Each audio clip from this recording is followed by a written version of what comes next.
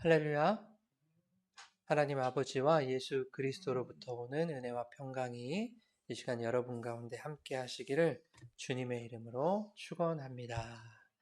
아멘. 오늘은 성취하기 전에는 쉬지 아니하리라 라는 제목으로 말씀의 은혜 나누겠습니다. 우리 지난 시간에는 타작마당에서 일어난 사건에 대해서 살펴봤습니다. 나오미가 룻에게 쉽게 이해할 수 없는 일을 시켰죠. 민망하고 또 부도덕한 그런 일을 시킨 거예요. 목욕 제기를 하고 단장한 후에 타작마당으로 잠입해 들어가 잘 숨어 있다가 보아스가 잠자리에 들면 그 발치 이불을 들고 그 곁에 누워라 하는 겁니다. 이제 합방을 해라 하는 거예요. 시어머니 나오미는 룻이 그 밤에 보아스의 아내가 되면 보아스가 당장의 기업물을 자의 그 책임을 행사해 줄 것이다. 이렇게 판단을 했던 거죠. 이러한 나오미의 지시를 그대로 따른 룻도 다르지 않죠. 어머니가 판단한 것을 지지합니다. 저도 동의합니다. 하고 그대로 행한 거예요. 그러니까 이 두 사람의 판단과 행동을 말씀에 대한 순종이나 믿음의 행위로 포장하는 것은 이건 너무 무리 있는 거예요. 옳지 않은 것이다 라는 것을 말씀을 드렸습니다. 오히려 그것은 인간의 확신이나 인간의 믿음에서 나오는 판단과 결정들이 얼마나 육신적이고 정욕적인 것이 될 수 있는지를 우리에게 보여주는 단적인 이해일 것이다 하는 것입니다. 나오미의 믿음, 룻의 순종 이런 것을 말하려는 것이 아니라 반대로 그들이 얼마나 연약하고 죄 많은 인간인지를 드러내고 있는 것이다 하는 것이었습니다. 보아스는 발치에 누워있는 여인을 발견하고 화들짝 놀라죠. 깜짝 놀랐을 거예요. 그 여인은 다름 아닌 누구였습니까? 자기가 마음을 주고 있는 룻이었습니다. 그 룻이 보아스에게 뭐라고 말하냐면 기업 물을 자의 책임을 이행해 주세요 이렇게 요청하고 있거든요. 그러자 보아스는 뭐라고 대답했어요? 네 말대로 다 행하겠다 이렇게 대답을 했습니다. 그런데 그렇게 대답을 했으면 바로 시행을 하면 좋겠는데 그러지 않고 어떻게 해요? 아직은 때가 아니다라는 것을 설명해 줬다고요. 내가 기업 물을 자 중에 한 사람이 일은 해. 그러나 나보다 순서가 먼저인 사람이 있다. 그러니 나보다 먼저인 그 사람이 기업 물을 자의 책임을 이행하면 그것도 너에게 좋은 일이야. 라고 말하는 거예요. 그리고 단 그가 이행하기를 기뻐하지 않으면 그때 내가 그 책임을 이행해 줄게. 이렇게 말하고 있습니다. 여러분, 보아스가 이렇게 말하기가 쉬웠겠습니까? 보아스도 룻을 마음에 들어하고 있다니까요. 처음 보는 그 순간부터 사랑의 스파크가 튀지 않았습니까?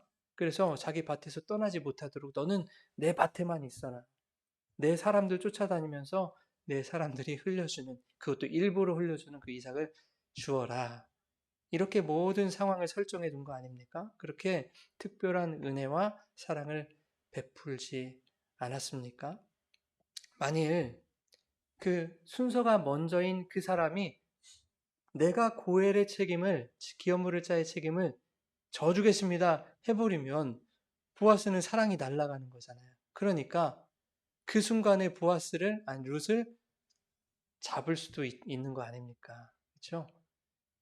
이 기회를 잡지 못하면 내 사랑이 떠나갈 수도 있겠다 이런 위기감도 들었을 거예요. 그러나 보아스는 율법의 원칙을 거스르기 원치 않았다 하는 것이죠. 내가 당신을 아무리 마음에 두고 당신을 아무리 사랑해도 그 사랑은 하나님의 율법대로 행할 때 온전히 완성할 수 있는 것입니다. 라는 것을 보여준 거예요. 이러한 보아스의 모습은 예수께서 십자가에 달려 죽으심으로 율법의 완성인 하나님의 사랑을 이루신 것을 상징하는 것입니다. 하나님이 우리를 아무리 사랑하셔도요, 그 아들의 십자가, 예수님의 십자가 없이는 하나님 사랑이 입증될 수 없다니까요. 십자가에 돌아가심으로 우리에게 대한 자기의 사랑을 하나님이 확증하셨다 그러잖아요. 그래서 우리에게 예수님 보내시고 그 예수님 십자가에 매다신 것입니다.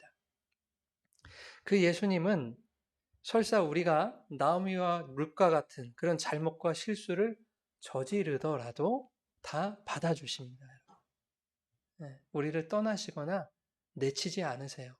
이미 우리를 위해 십자가를 지신 하나님의 사랑과 구원이 시작되었기 때문에 이미 시작됐죠. 하나님의 영혼 안에서.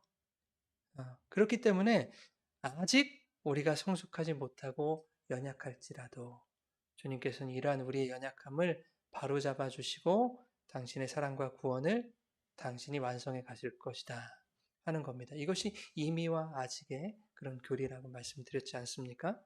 이것이 보아스의 모습에서 나타나고 있는 거예요.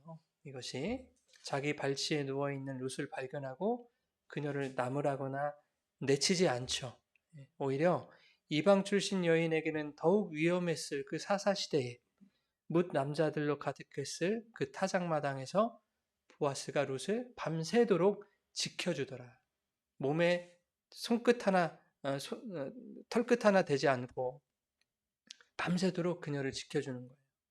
이 밤에 여기서 머무르라 그러죠. 그리고 아침까지 누워 있어라 그런단 말이에요. 그리고 보아스는 룻의 실수를 보지 않고 그녀의 장점과 선한 성품을 바라봐 줍니다. 우리 10절 같이 한번 읽어볼까요? 10절 시작. 그가 이르되 내 딸아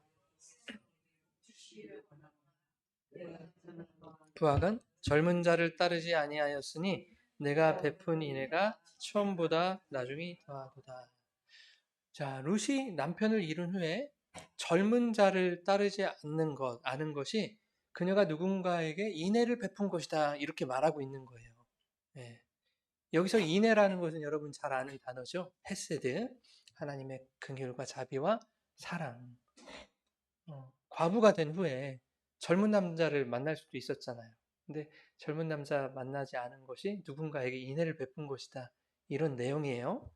보아스는 어떤 의미로 이런 말을 했을까? 아마도 보아스 자신이 나이가 좀 많았던 모양이에요. 그 당시에 동네 유지이면서 싱글인 남자. 일 가능성은 뭐겠습니까? 나이가 꽤 든 남성이었을 것이다.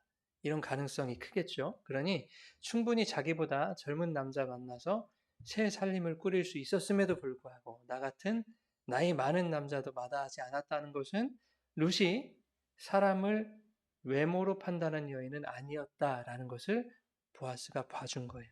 그런가 하면 룻이 죽은 남편의 가문을 일으키기 위해 율법이 명하고 있는 그 고엘 제도를 따르고자 하는 것은 시어머니 나오미에게 자비와 선대를 행하는 것임을 지금 보여주고 있는 겁니다. 시어머니에게 자비를 베풀기 위해 젊은 남자들도 마다하고 나같이 나이 든 남자에게 와주었구나. 이것을 보고 있는 거죠. 비록 룻과 보아스가 나오미가 실수는 했지만 보아스는 룻의 그 실수보다 율법을 따르고자 했던 그녀의 진심을 봐주고 있더라 하는 거예요.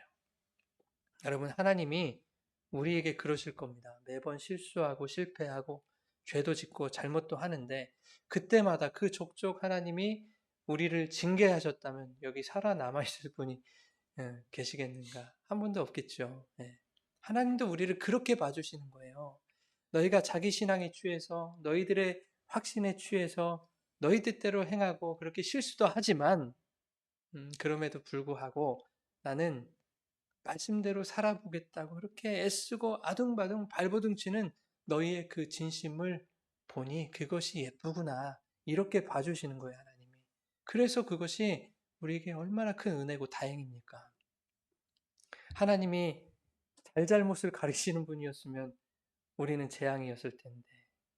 그러니까 아이들이 엄마 아빠한테 기쁘게 해주겠다고 뭐 하다가 막 밀가루 쏟고 물 엎어놓고 막 하잖아요. 근데 그 실수만 보면은 엄마 아빠는 그냥 폭군이 되는 거예요, 집안에서. 자기가 힘 있다고 나는 자기를 기쁘게 해주려고 했는데 물 좀 엎질렀다고 나를 그렇게 혼내키고. 근데 그걸 바라보지 않고 세상에 이 아이가 엄마 아빠 기쁘게 해주려고 이 애를 쓰는가 노력을 했구나 이렇게 봐주면 얼마나 힘이 나고 위로가 되겠습니까? 하나님 그런 분이시라고. 세상 사람들이 여러분의 진심을 알아줍니까? 우리의 진심을? 몰라줘요, 여러분. 주님의 나라와 뜻을 위해 애쓰고 분투하는 성도들의 그 진심을 세상 사람이 어떻게 알아줘요? 모르죠. 그런 모습을 세상은 미련하다고 하죠. 그죠? 십자가의 도를 뭐한 것으로 여긴다? 미련한 것으로 여기잖아요, 세상 사람들은. 나오미를 선대하고 그녀에게 인애를 베풀기 위해 율법의 고엘 제도를 따르려는 룻의 모습을 세상이 곱게 봐줄까요? 그렇지 않다니까요, 여러분. 같은 믿는 사람끼리도 그게 안 된다니까요. 다 사정이 다르고 성품이 다르고 생각이 달라서. 모압 출신이면서 나이든 시어머니를 봉양하기 위해 고국 땅을 버리고 타국행을 선택한 효부죠. 룻은 사실이에요. 꾀부리지 않고 성실하게 일하는 올바른 성품의 소유자. 그게 룻이라고요. 사실입니다. 룻에 대한 사실은 사실이에요. 변하지 않아요. 그러나 이러한 사실들이 뭇 사람들에게는 미련하고 불순한 것으로 보일 수도 있다는 거예요.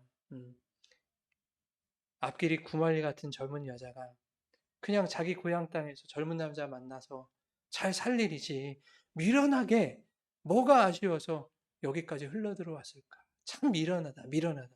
미련하게 볼 수 있다니까요.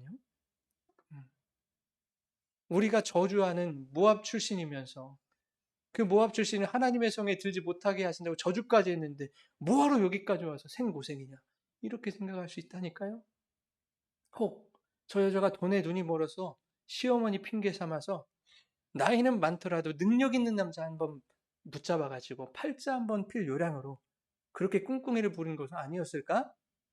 이렇게 뒤틀린 시각으로 바라보는 사람들도 있지 않았을까요? 이게 룻을 바라보는 세상의 시선이었을 겁니다. 그런데 보아스의 눈에는 그런 룻이 어떻게 보입니까? 11절 같이 읽겠습니다. 그리고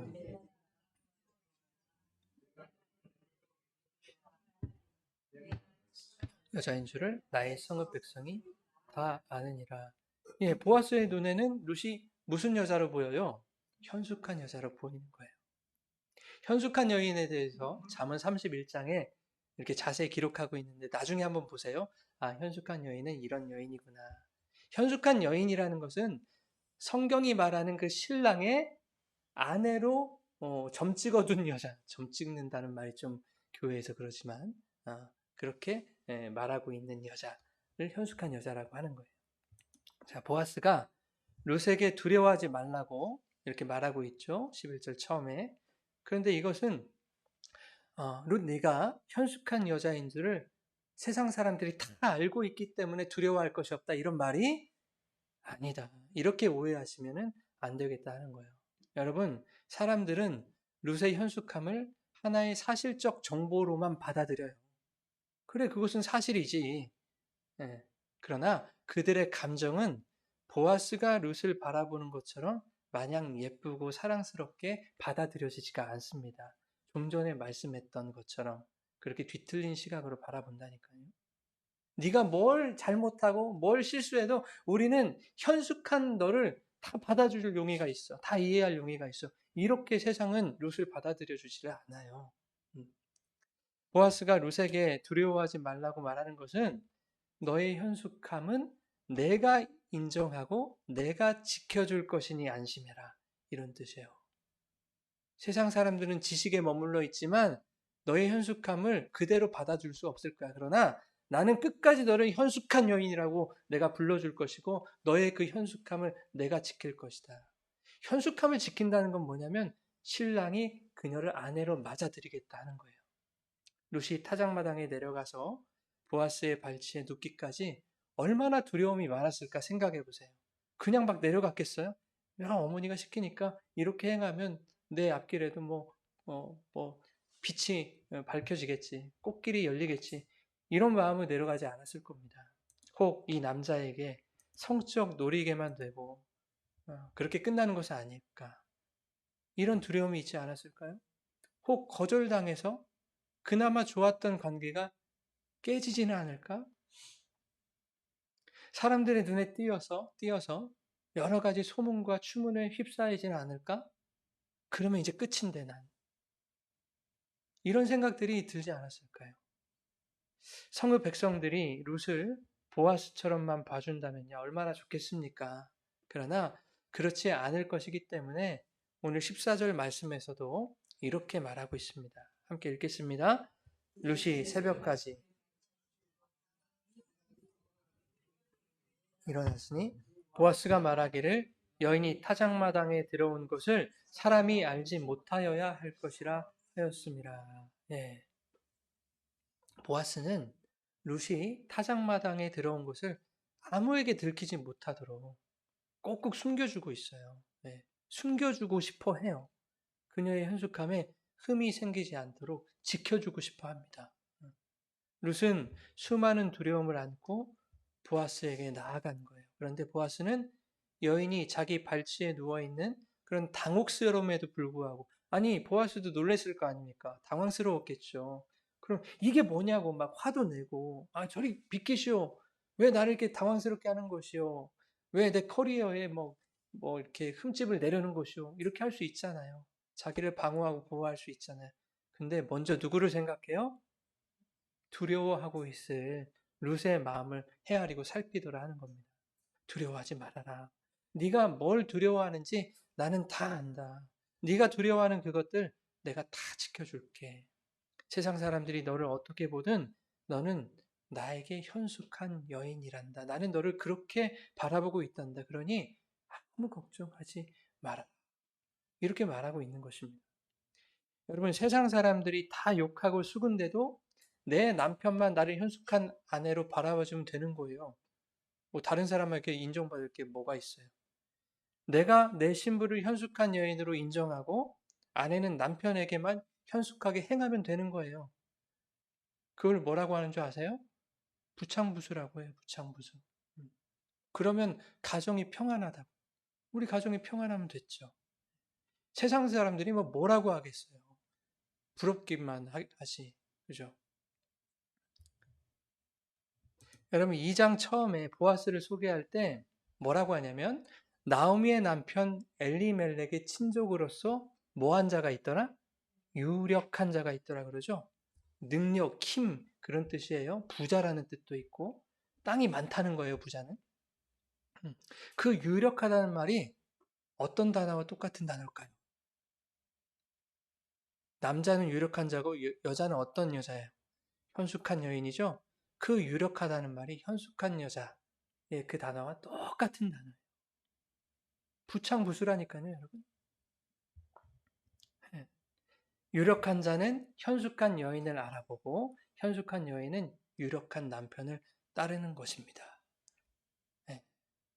자, 그 유력한 남편, 능력 있는 남편이 보아스가 아직 남편은 아니지만 될 것이니까 그 보아스가 15절에 룻에게 보리를 몇 번 되어줍니까? 6번 되어주고 이제 그것을 받아가지고 룻은 성읍으로 들어가게 됩니다. 그런데 이런 생각 해보셨어요? 왜 6번 되어주었는가? 6대를 이렇게 퍼준 거겠죠? 왜 그랬을까? 6번 되어준 그 보리를 다 먹을 즈음에는 모든 일이 다 마무리되어 있을 것이다 라는 것을 암시하는 거 아니겠습니까? 이것이 떨어지기 전에 내가 모든 절차를 내가 기업물을 자의 책임을 이행할 모든 절차를 다 마무리 지어 놓을게 하는 거 아니겠어요? 네. 그리고 6번 되어진 그 보리가 다 떨어질 때쯤에 짜잔 7번째 양식으로 나타나겠죠. 너에게 나를 주겠다. 그렇죠? 7이 완전수잖아요. 네, 그런 걸 생각해 보면 너에게 완전한 그 양식은 바로 나야. 6번째 양식이 다 떨어질 때 내가 영원히 줄이지 않고 목마르지 않은 그 양식으로 너의 남편으로 등장할게. 이것입니다. 요한복음 2장에 가나의 혼인잔치 포도주가 떨어졌잖아요. 유대 사회에서 포도주 중요하다고 말씀드렸죠. 포도주가 떨어지면 손님 더 이상 못 받습니다. 잔치 끝났습니다. 이거 배려버렸어요. 잔치 이런 뜻입니다. 네. 그런데 그 집에 빈 물동이가 있었어요. 몇 개가 있었습니까, 여러분? 6개가 있었어요, 6개. 물동이의 용도는 뭐였어요? 유대 사람들이 손 씻는 거, 식사하기 전에 정결 예식, 장로들의 유전, 이런 차원에서 손을 이렇게 씻는 데 필요한 물을 담아놓는 큰 물항아리 6개가 딱 있었어요. 그런데 중요한 것은 그 6동이 모두 뭐 했다? 비어 있었다 하는 거예요. 율법을 그토록 중시하던 유대 사람들이 정작 율법은 지키지 않고 있더라. 그러니까 율법은 뭐예요? 허울 좋은 껍데기죠. 빛 좋은 게살구죠. 물 없는 항아리. 율법의 껍데기. 율법의 형식만 남아있더라. 그것을 예수님이 고발하시는 거예요. 그런데 예수님이 그 항아리들에 물을 채워라 명하시죠. 그리고 사람들이 물을 채웠더니 그 물이 무엇으로 변하더라? 포도주로 변했다. 율법의 껍데기, 율법의 형식에 주님의 말씀이 임하자 혼인잔치를 살리는 포도주가 6동이에 채워지더라 하는 거 아닙니까? 6동이에 있는 그 포도주를 마음껏 마시면서 사람들이 그 혼인잔치를 즐겁겠죠. 그죠? 그러나 이 땅의 양식, 이 땅의 포도주는 언젠가 바닥이 나겠죠. 예. 진짜 혼인잔치, 영혼의 혼인잔치인 천국잔치를 우리가 즐기기 위해서는 몇 번째 물동이가 필요할까요? 7번째 물동이가 필요하겠죠. 예. 율법이 흉내낼 수도 없고 율법이 만들어낼 수도 없는 7번째 물동이. 예. 그분이 누구다? 예수님이다. 예수님이 이 땅에 오셨잖아요. 말씀이 육신되어 우리 가운데 거하셨다. 육신은 껍데기예요. 예수는 껍데기. 그런데 그 말씀이 그 껍데기 안에 들어가니까, 그죠? 말씀 육신이 되어서 온전함이 되어서 우리에게 오신 거죠. 그 물동이 그 육체 안에 말씀으로 채우시고 그 말씀은 영원히 목마르지 않는 샘물, 진리의 물이 되어서 우리에게 공급됩니다. 어떻게 공급됩니까? 그 물동이가 십자가에 달려서 옆구리가 터져서 그 안에 담아놨던 진리의 물, 그 보혈이, 진리의 물은 말씀이에요. 그게 그리스도의 보혈이에요. 네, 진리의 물, 말씀, 그 보혈이 콸콸콸콸 우리에게 흘러나온 것입니다. 혼인잔치의 포도주로 우리에게 공급되어지는 것이죠. 그것처럼 오늘 본문에서도 6번 되어준 그 보리가 바닥이 나면 내가 너의 기업물을 자로 찾아가서 이제는 결코 줄이거나 목마를 일이 없는 나의 온전한 신부로 너를 맞아줄 것이다. 그런 의미가 담겨 있더라 하는 것입니다. 자, 우리 계속해서 16절 한번 읽어보겠습니다. 시작. 어떻게 되었느냐? 사람이 자기에게 행한 것을 다 알리고. 자, 여기서 어떻게 되었느냐? 이게 참 중요해요. 무슨 말이에요? 보아스와 동침을 했느냐?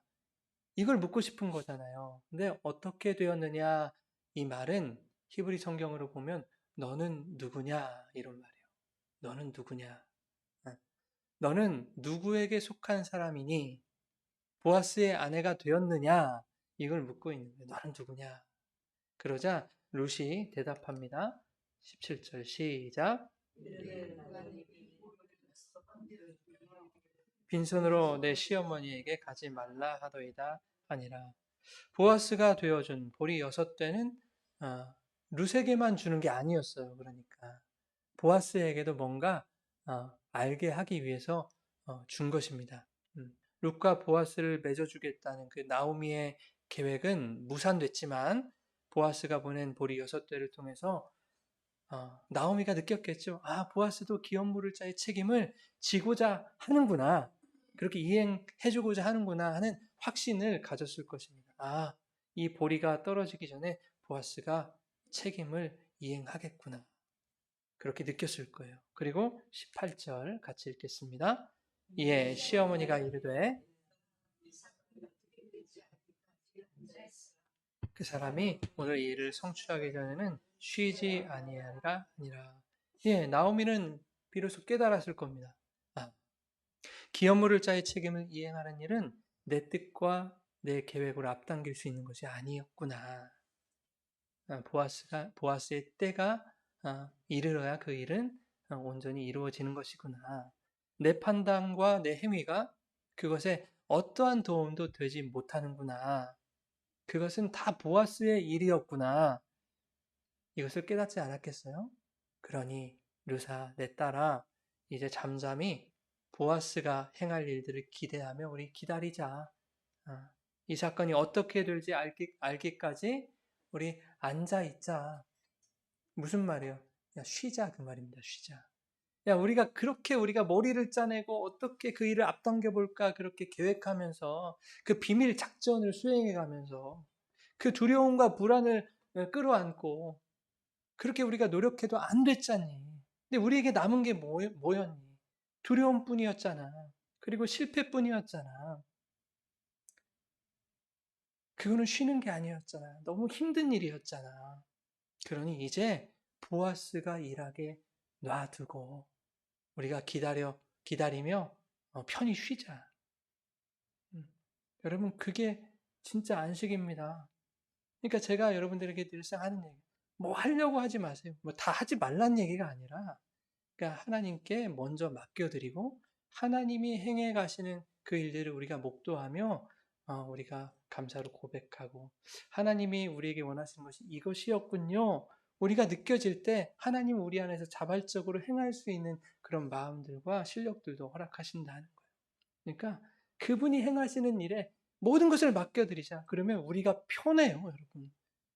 아니, 부모가 자식 힘든 거 원하겠어요? 그러지 않잖아요.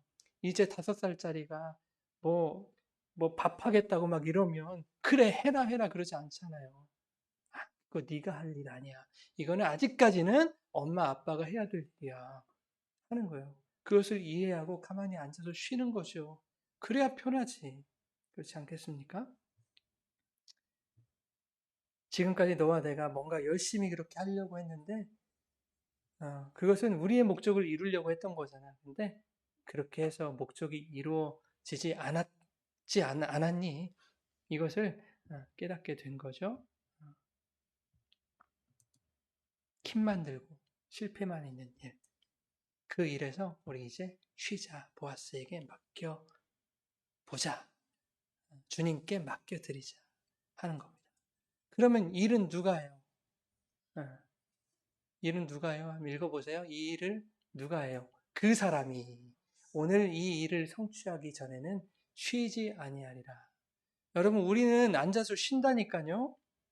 우리는 안식하게 해주세요, 하나님이, 주님이. 그런데 누군가는 일을 해야 될 거 아니에요. 우리의 연약함을 다 이렇게 다듬어 줄 그 일들.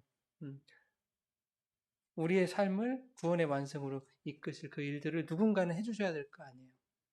그 누가 하세요? 그분이 하세요, 그분이. 주님이, 성령이 하시는 것입니다. 뭘 성취하세요? 우리의 구원, 여러분의 성수, 여러분의 완성. 그것을 성취하기 전에는 새빠지게 일만 하시는 거예요, 성령님. 우리 때문에. 주님이 일하십니다. 우리가 앉아있을 때 주님은 성실하게 쉬지 않고 일하시는 하나님이세요. 여러분, 4장에서 룻과 나오미의 이름이 이렇게 등장은 합니다. 그런데 그들이 뭔가를 행하지는 않아요. 그게 무슨 뜻이겠어요? 3장 마지막 절에 그 사람이 보아스가 이 일을 성취하기 전에 쉬지 아니라 하고서는 룻과 나오미의 이름은 나오지만 그들이 뭔가를 행하는 일이 나오지 않더라 그 말이에요. 왜? 네. 쉬지 않고 누가 일해야 되기 때문에 보아스가 일해야 되기 때문에요. 그래서 여러분 이 역사의 현장 속에 여러분이 일하시는 모습이 나타나서는 안 돼요. 우리의 이름은 드러나겠지만 하나님이 그 모든 역사의 현장 속에서 여러분들을 위해 일하시는 겁니다. 그것을 오늘 이 룻기를 통해서 살펴봐라, 깨달아라 하시는 말씀 같아요. 그뿐만 아니라 보아스보다 더 가까운 인물이 있었잖아요. 기업물을 자 중에. 그 사람이 이름이 뭔지 아시는 분? 이름 한번 떠올려 보세요. 이름이 없어요. 그 사람은 이름이 없어요. 그냥 그 사람이에요. 그러니까 애초부터 쓸모없는 사람이에요. 그렇죠? 보아스만 열심히 일한다니까요. 네. 나보다 가까운 첫 번째 순번이 있어. 근데 그 사람 정작 일을 안 해요. 그렇죠? 여러분, 우리가 생각하는 첫 번째들이 있잖아요. 이거보다 이게 옳을 것 같아. 이거보다 이렇게 하면 좀 결과가 빨라질 것 같아. 더 좋은 결과가 나올 것 같아. 하는 것들. 근데 그게 허당일 경우가 많다는 거예요, 여러분. 그래서 주님의 정도를 가세요. 네. 보아스가 그랬던 것처럼 나 두 번째거든. 먼저 있어. 그러니까 섣불리 그렇게 하지 말고 율법이 정한 대로 하나님 말씀대로 행할게 했더니 그렇게 되는 겁니다. 그죠? 이거를 선택했다면 선택할 수도 없었겠지만 모든 게 꽝이 되는 거예요. 우리의 삶에서도 마찬가지. 하나님이 우리에게 주신 감동, 말씀으로 주신 감동들이 있죠. 그 감동에 비추어서 하나님의 뜻을 헤아려서 그것을 선택할 때 우리의 삶에 실수와 실패가 없을 것이다 하는 겁니다. 여러분 그렇잖아요. 뭔가를 행할 때 아까 아이들 설교에서 말씀드렸지만 뭔가 깨림직하고 뭔가 불편한 마음이 들면 그거는 아닌 거예요. 그런데 에이 그래도 하나님이 이왕 마음 주셨으니까 추진해보자 하고 하면은 다 실패합니다, 여러분. 왜? 그것은 내 인간적인 욕심이었기 때문에. 내 욕심에서 나오는 만들어진 믿음, 만들어진 확신이었기 때문에 그것은 실패하는 거예요. 여러분, 늘 말씀에 귀를 기울이시고 주님이 우리에게 어떻게 말씀하시는지, 내 신앙의 양심에 어떤 감동을 주시는지 그것에 귀를 기울이시면 여러분 우리의 삶에 결코 실패가 없을 것입니다. 잠언 16장 9절에 이렇게 말하잖아요. 사람이 마음으로 자기의 길을 계획할지라도 그 걸음을 인도하시는 분 누구라고 해요? 하나님이시라니까요. 19장 21절에 이렇게 말해요. 사람의 마음에는 많은 계획이 있어서 오직 여호와의 뜻만이 완전히 서리라 그래요. 우리의 뜻은 서지를 못해요. 다 망가지는 거예요. 다 무너지는 거예요. 여러분의 뜻은. 온전히 설 수 있는 것은 하나님의 뜻밖에 없어요. 예레미야 10장 23절에 여호와여 내가 아노니 인생의 길이 자기에게 있지 아니하니 걸음을 지도함이 걷는 자에게 있지 아니하니 우리의 걸음을 지도하는 것이 나에게 있지 않대요. 하나님께 달려있대요. 그러니까 여러분 하나님을 더 붙드시는 그런 여러분의 삶이 되기를 바랍니다. 이 추수감사절에 우리에게 주신 우리가 얻은 수확은 뭔가 한번 생각해 보세요, 여러분. 그리고 우리가 드려야 할 감사는 뭔가? 우리의 수확은 뭐예요? 나오미처럼 룻처럼 그렇게 나의 욕심과 정욕 때문에 실수하고 실패하는 그런 우리들의 모습이지만 첫 번째 것을 선택하고자 하는 그런 우리들의 모습이지만 그럼에도 불구하고 우리를 내치지 아니하시고 우리를 포용하시고 다 이해하시고 받아주시고 결국에는 당신의 아내로 삼아주시고 현숙한 아내로 맞아들이시는 하나님 아버지의 그 구속의 사랑, 그 구속의 사랑을 위해서 우리에게 아낌없이 내어주신 그 아들, 그것이 우리의 수확 아니겠습니까? 그 양식, 그 포도주가. 네. 그러면 우리의 감사는 뭐예요? 하나님 어떻게 나 같은 사람에게 독생자 예수 그리스도를 영원한 양식으로 마르지 않는 포도주로 그리고 나의 영원한 남편으로 보내주셨습니까? 감사합니다. 이것을 고백하는 이 감사절 한 주의 삶이 되시기를 예수님의 이름으로 축원합니다. 아멘.